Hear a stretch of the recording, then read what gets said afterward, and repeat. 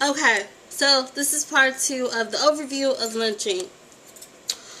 And here we go. So, I talked to you about lynching photographs, how they were sold as souvenirs of spectacle lynching and also sometimes private lynchings, and how they were sent through the postal service to not only to terrorize black postal workers. What else? So, okay, people are like, well, how can all these people being lynched and no one knows about it? Oh, people knew. People knew, but it was seen as a Southern problem. That's their business. What can we do? And it was always by persons unknown. I'll get to that in a minute. So, reporting of lynchings were, as my professors compared it to, was almost pornographic in a way, because the description of the scene was so graphic. You could read them in all newspapers all over the country, from Chicago Sun-Times, Tribune, Philadelphia, New York Times, Seattle, Washington. One of the most famous reporters was the Atlanta Constitution, which is still a paper that is in Atlanta. All over the country, small towns, large cities, people were reporting lynching, but they're always committed by persons unknown, and that's how it would be named. It could be 1,000 people standing around seeing a person lynched, but it would always be committed by persons unknown. Sometimes there would be prosecution, but a lot of times it was done by, we don't know how horrible, but we just don't know who did that. So this is a really great book. Well, it's not a great book, but it's good for reference. It's called 100 Years of Lynching.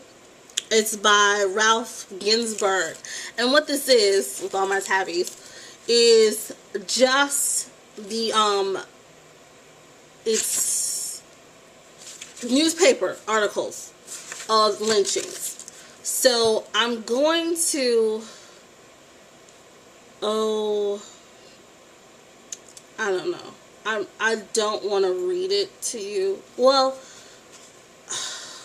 I want to, but I don't want to disturb anybody too badly. But it has to be done, kind of.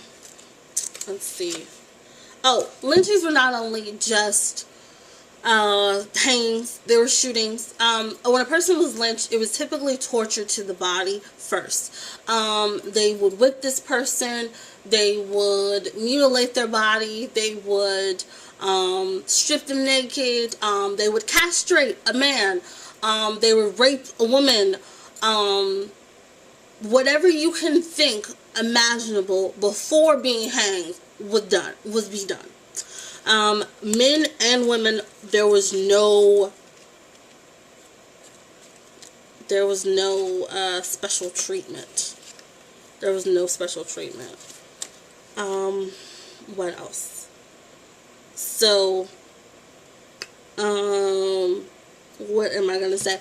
Oh, for lynching photographs, there is an amazing exhibit that happened a few years ago, and it's also in a book form, which you would think of as like a coffee table book, big glossy pages.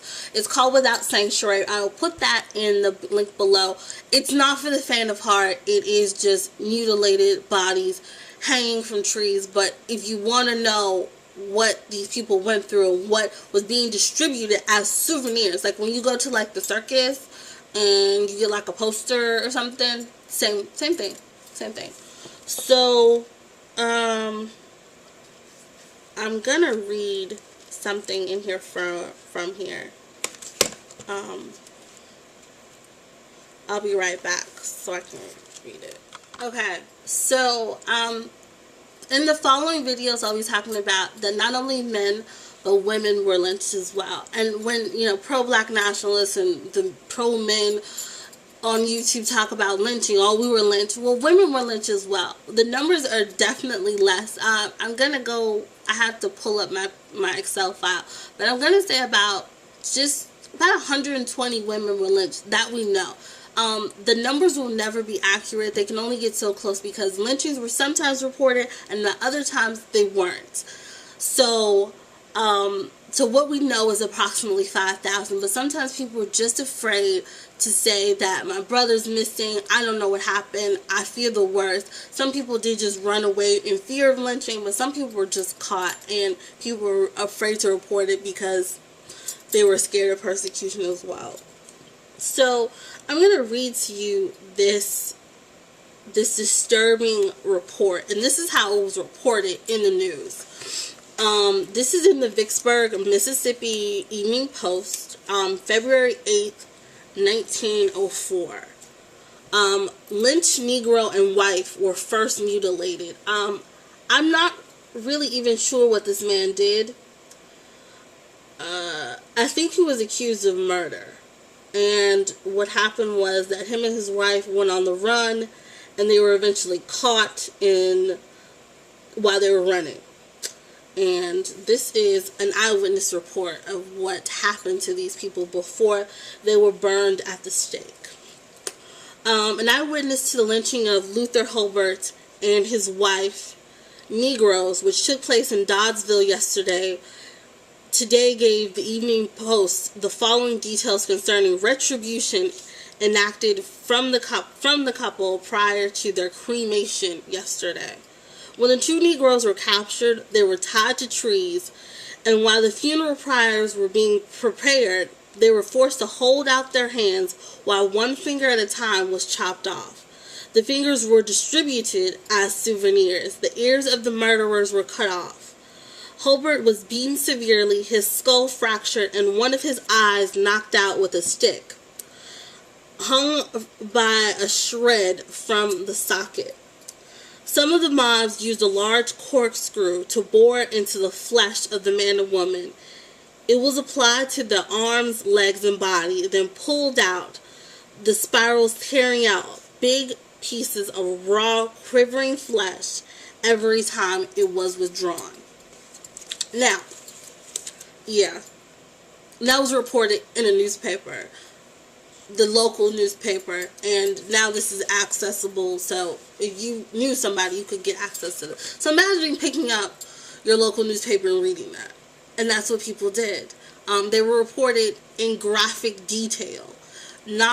Most were reported in graphic detail. People knew exactly what happened to these people. People wanted to know how these people died. If they could not be there, they were curious to see what happened to them or hear about what happened to them. Lynching is not the Southern history, it is American history, and it is something that we should never forget because it's less than 100 years old, and people don't want to talk about it. It's a part of American history that people aren't talking about. They just say, "Oh, black people were lynched." No, it's deeper than that, it's darker than that, it's dirtier than that. So in my following videos, I'll talk about the women who are lynched, who get the least amount, if no attention whatsoever. These women were wives, they were mothers.